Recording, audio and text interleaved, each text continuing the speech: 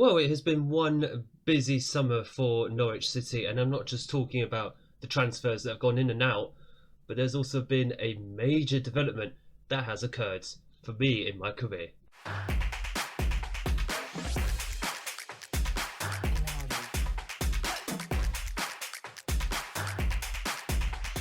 Hello and welcome back to Unemployed to Legend, episode 14 with Norwich City. My name is Craig, and coming up in today's episode we are going to go through all the summer transfers that have occurred here at Norwich, as we are on the eve of a new season, Season 8, which will be, of course, in the next episode. We'll review the first two games of the season. But for today, going through the ins and outs here at the club, and also that major developments that has occurred. Now, something that I didn't actually plan on in this series was international management, because I hadn't actually been offered any international jobs until this summer, when two big nations actually came in and offered me a job. Now, for the eagle eye among you, you may have already noticed which international job I might have taken, because it is on this screen somewhere. But the national team that I actually ended up taking was... click. France. I ended up taking the French national team job. In fact, it's still showing Chelsea Norwich on here for some reason. I don't know why. But yes, we are in charge of the French national team now. They are ranked number 1 in the world. It was France and Italy who both came in for me, and they've both been knocked out of the semi-finals of the most recent Euro 2028 tournament. So it looks like I'm taking over from Zinedine Zidane. Kylian Mbappe is my captain, so I'm now going to be managing easily. But if he's not the best player in the world, he is certainly one of the best players in the world. So I'm going to be managing him in the prime of his career. No pressure to be winning the World Cup or anything like that. But it's going to be fascinating now that I'm managing Norwich. I'm also now managing France. If we do well with France, my reputation is going to take such a massive boost that other big top teams in top leagues in the world hopefully will be taking a look at me in future seasons.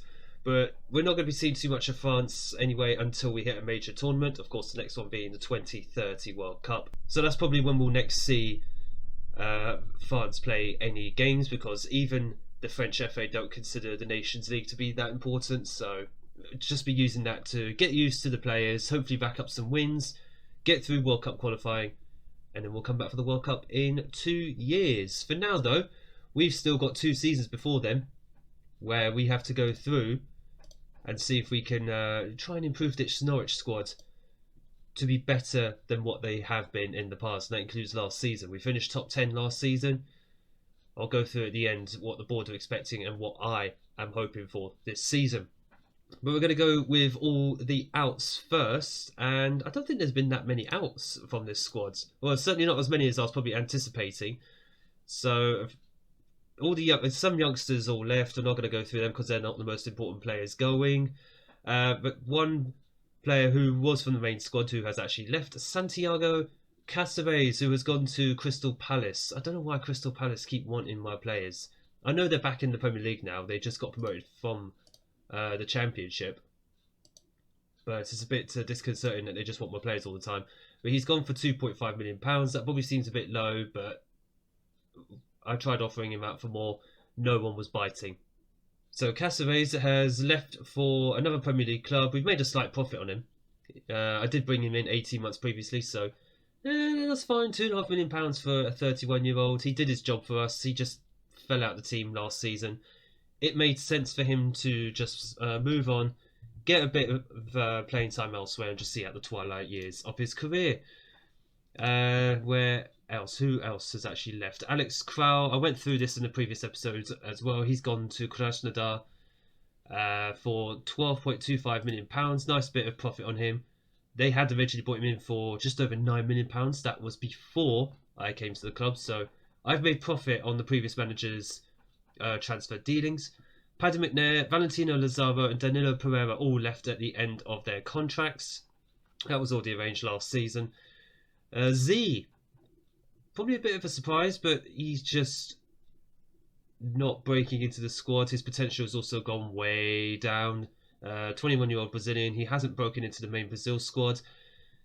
Yeah, he looks good on paper, but he's just not someone who's going to play for me regularly. And he's gone to Braga in Portugal for £5.75 million. Probably could have got, probably could have sold him for a lot more, but again, no one was biting. They were all wanting to buy him and pay for us to pay some selling team wage contribution, which I'm not doing. So we had to sell him at a bit of cut price, unfortunately, to get him off the books. Max Knight, another youngster, gone. Carroll Urban has gone out on loan again, this time to Sporting Lisbon in Portugal, so he'll be facing off against Z at some point this season. 18-year-old Slovakian international. I wanted to have him in my squad for this season, but he couldn't get a work permit because he's not playing enough games in the top league. Well, he's in the Portuguese league now, which I think is not even in the game. Have I not got it loaded? Wow, okay. I thought I had it loaded. I might have to change that for next season. But he'll be in the top, well, mostly top league now in Portugal. He'll get the game time there, and hopefully that will help him get a work permit next season. He is still a wonder kid? Apparently not. Yikes. Okay, he was a wonder kid last season. Gonna have to keep an eye on that, but he is someone I'm going to be looking at having in my squad in future seasons. James Holbert, he was on loan at Aston Villa. No, he wasn't. He was on loan at Crystal Palace last season. You see what I mean about Crystal Palace having half my players. Apparently he was a wonder kid last season, but I never actually saw it on his media description.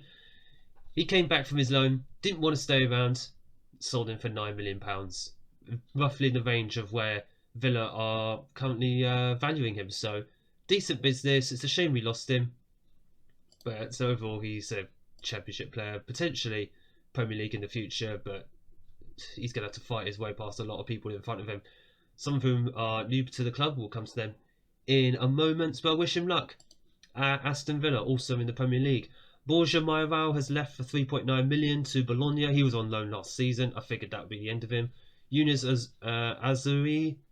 Azuri, I think that's how you pronounce him.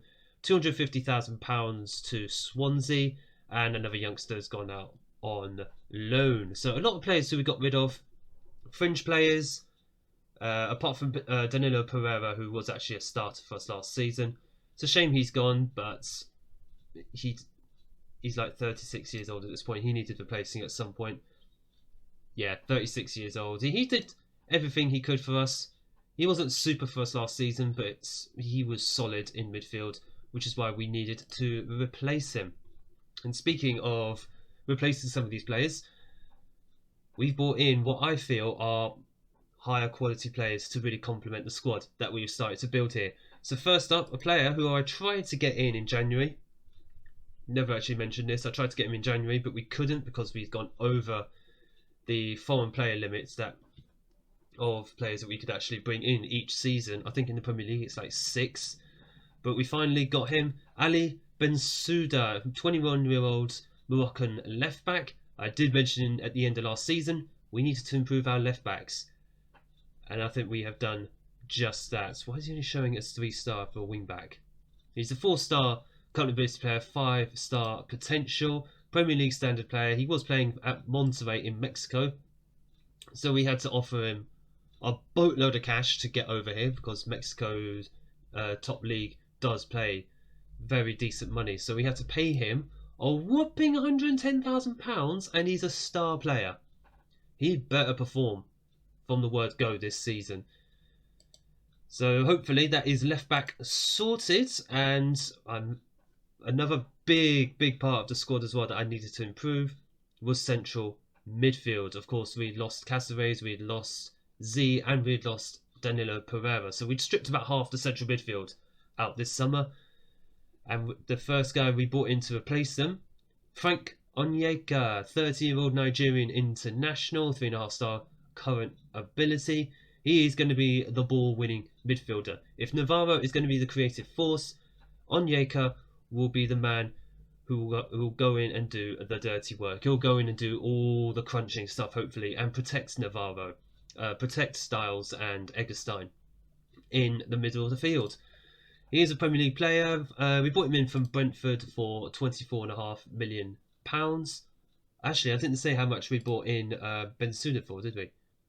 £22 million. So that's pretty good actually for a left back. If I don't mind myself, how much we bought him in for. £24.5 million for Onyeka. Some of that is on instalments. I should point that out. The same for Bensouda. We've bought him in with instalments with a small amount paid up front. It's fine. Hopefully he'll be worth it. Certainly mentally and physically, very decent. Technically, may not be the greatest, but I'm looking more for someone who will sit in the middle and win us the ball back as much as possible. In other words, I'm looking for my N'Golo Kante. So Onyeka will hopefully be the man who will be able to do that. Michael Bulgarelli from San Lorenzo. Very, very cheap player. 21-year-old Argentinian under-20 international. 2.5-star current ability, 5-star potential. We bought him in for £5.5 million. Very, very good deal. That was actually his release clause, which when I saw that and I saw he had that 5-star potential, I saw he's a ball winner as well, so he's someone who can play backup to Onyeka and develop at the same time. Actually, I just realised that I know his aggression was 20. I didn't realise his flair was also 20. Oh, this man looks good. He looks better than I remember. The only problem is he's Sky Bet Championship standard. But like I said, he's going to develop, I think, very, very well. So he was hoping that he'll be Onyeka light. So he'll be the one to replace him in the long term. Onyeka being 30 years old. So obviously he's only got maybe a few years left at the top level. But that's the players that we bought in before we got to June, before we updated the wage budget, because I've run out of wage budget by that point. And then it became about filling out the squad depth that we so desperately needed. I think I had like 23, 24 players last season. So we needed to fill out the ranks just a little bit more. And saying that, that is why I brought in Charlie Patino from Eintracht Frankfurt. 24-year-old Englishman, helps with registration, 2.5-star current ability, 3-star potential. He's not someone who jumps off the page, but he's going to be, I think, a very solid addition to the squad depth of this squad. Could still be a good Premier League player. He's played in the Premier League, albeit only a few times for Arsenal. And then he went to Germany last season, barely played. I'm guessing he didn't settle, and we bought him back for a cut price £5.5 million because he requested to come back. So as far as I'm concerned, he's a decent little option. He could be a bit of a backup as well to Navarro. I think short term he'll be alright. I think he'll be fine. We'll train him up a little bit on certain attributes, and we'll see where he goes from there. Like I said, he's going to be someone who'll be good for the cup games, hopefully. The other options that we brought in, all the remaining players, all squad depth options, all of them. And Patino as well, but Patino will probably play a little bit more. Ethan Ennis from Manchester United, cut price, 2.5-star current ability, 3.5-star potential, 23-year-old English attacking midfielder, winger and striker. Like I said, I needed squad depth and versatility in my squad. We bought him in for £475,000 from Manchester United. He's played in the Premier League a handful of times. And apparently, he was good Premier League. He's now just good Championship. At the very worst, I think even if he doesn't play very often for us, we can flip him for profit in the future. So very, very happy with the purchase of Ethan Ennis. Right, this guy, Iago. How do you pronounce his name? If anyone can help me down in the comments how you pronounce this man's name, just help me out here. 31-year-old Brazilian left back. You're probably wondering, why have I bought another left back in? That's because we lost Adaramola to damaged cruciate ligaments for 5 to 8 months. He was going to be my backup left back. Yeah, this is not a good one. He's going to be out for the majority of the season. Even if he does come back, well, when he does come back, he's going to take a while to get up to match fitness as well. So, yeah, my backup left back basically tearing his ligaments, or damaging his cruciate ligaments. Not a good start to the, well, not a good pre-season for him. Lucas Gabriel, he did come back. He went to the Olympics with the Brazilian under-23s, and he then got injured again. So he's out for the first 2-3 weeks of the season, which is a shame. He can play left and right back, so it's not like he's not going to be playing at all. I think he's still going to be a very good player, but yeah, just injury prone. Well, hopefully not. It's not on his report yet, but not a great start to his Norwich career for Lucas Gabriel. So hopefully we will actually see him this season a bit more consistently. But Iago, he'll be coming in as a backup option to Ben Suda. He may not seem that good, 2-star current ability, but attribute wise, he's decent. He's a Premier League standard. No, he's not. He's Championship. Are my scouts incompetent or something? Do I need to be upgrading all my scouts again? Alright, no worries. I still think he's a decent player. Again, cup games he'll be useful when Ben Suda's not going to be playing those. He's got experience in Ligue 1, in France, in Bundesliga. He'll be fine. I think he'll be fine as a backup option. Hopefully Gabriel will come back in very, very soon and he'll go over Iago. I think he's going to actually be a squad player anyway. Yeah, he'll be a squad player. He'll be fine. Mikola Martin, he came in for £1.1 million as well, so nice cheap option. Mikola Martinyuk from Liverpool, he is on loan. Again, another option. He's going to be more of a winger rather than an actual striker, and that's because he may not be the most pacey in the world, but he's certainly very technical. He's got good flair, which for a winger, having flair, very useful. Very, very useful. He's a Ukrainian international at 21 years old, so Callum Styles will hopefully help him settle in. He's Premier League standard as well. Again, he's coming from Liverpool, so he's been playing with some very, very big players. He's also played for Benfica in Portugal, so he's got that top flight experience. He's got decent experience, and I also checked as well, he's played continental competition. He has an idea of what we are trying to achieve, so here's hoping he contributes very, very well to our season. And hopefully he'll get some game time, even as backup to Cantu. And finally, we've just brought him in less than 2 weeks before, Victor Lindelof. Didn't expect to bring him in, but he's not bad for a 34-year-old, is he? A 34-year-old Swedish, I'm guessing. Is he still playing internationally for them, or formerly international? No, he's still playing internationally because he played 12 games for Sweden last season. That's impressive. Physically still decent, although I expect that to be decreasing very, very soon. Mentally, he's going to be fairly strong. But he's also played for the likes of Manchester United and Fiorentina, Atletico Madrid. My goodness. And Benfica. We've got a lot of former Benfica players in our squad. A lot of Benfica players. But it's more his experience that we are bringing him in for, just to help us and help the younger players develop, have that winning mentality as well. In fact, when he came in, the fans were very happy. We got ourselves a winning mentality player. So hopefully that'll rub off on the squad, it'll rub off on our defence. He is a defensive option, centre-back, who will, effectively, he's like 4th or 5th choice in defence.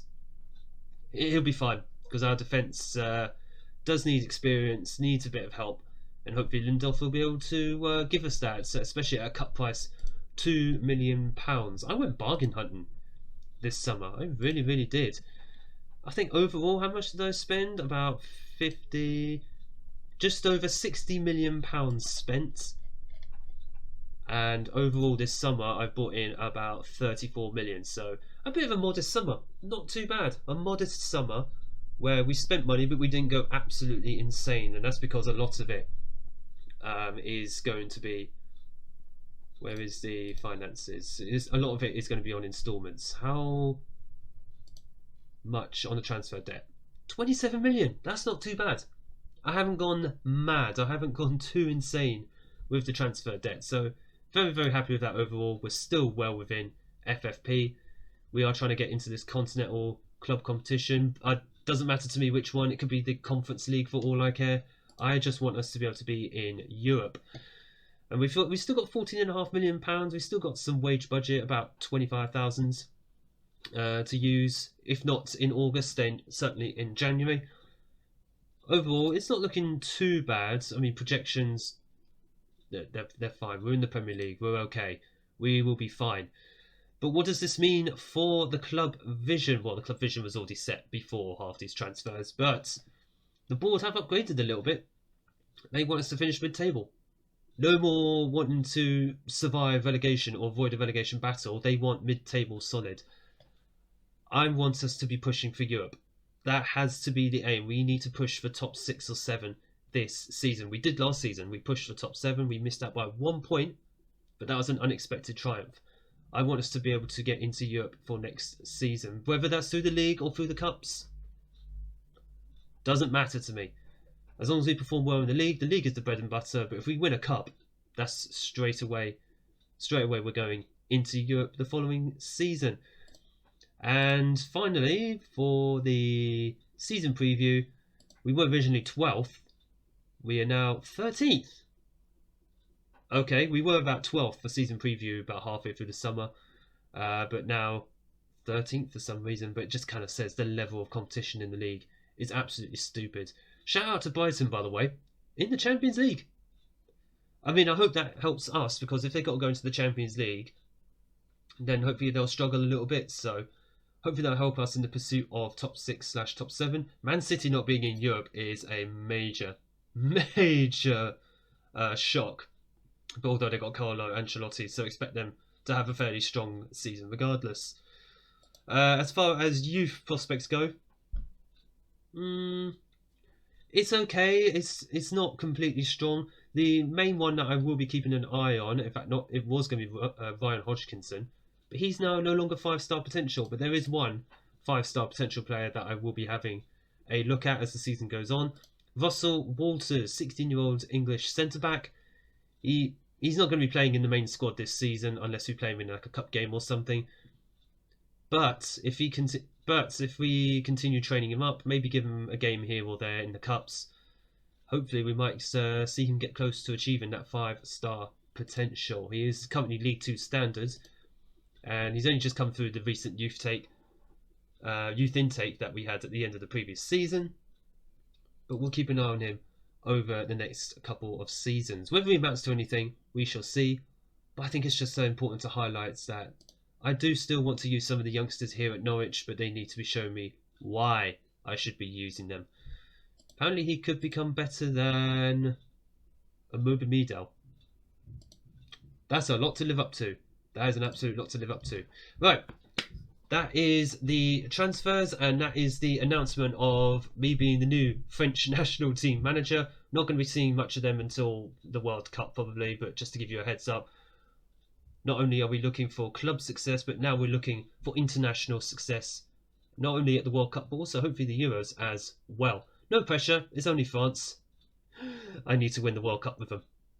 Otherwise it will probably lead me to being sacked. But as far as Norwich goes, we are going to start the next episode of the first 2 Premier League games of the season. Away at Chelsea, that's a baptism of fire, and home against Aston Villa, which is televised. Nice, we'll get some money for that. But that is something to look forward to in the next episode. And just to let you know, 4-3-3 we are going to go with at the start of this season. It's mostly the same squad from last season, minus I think Ben Suda and Onyeka, who most likely will be starting for us in the next episode. Yes, only 2 debutants. There's a boatload of others on the bench. You'll see them as the season goes on. For now, I'm pretty pleased with that transfer window. I just hope that confidence is backed up by a decent start to the season. Europe for next season? I hope so. Not only to progress the series, but also to progress my career towards the top of the footballing world. If you have enjoyed this episode and are looking forward to the new season here at Norwich, make sure that you hit the like button down below and smash the big red subscribe button so you don't miss the opening 2 matches coming up. Can we begin our push for Europe? I certainly hope so. Thank you all so much for watching. Thank you so much for your support on the series so far. I look forward to seeing you all in the next video.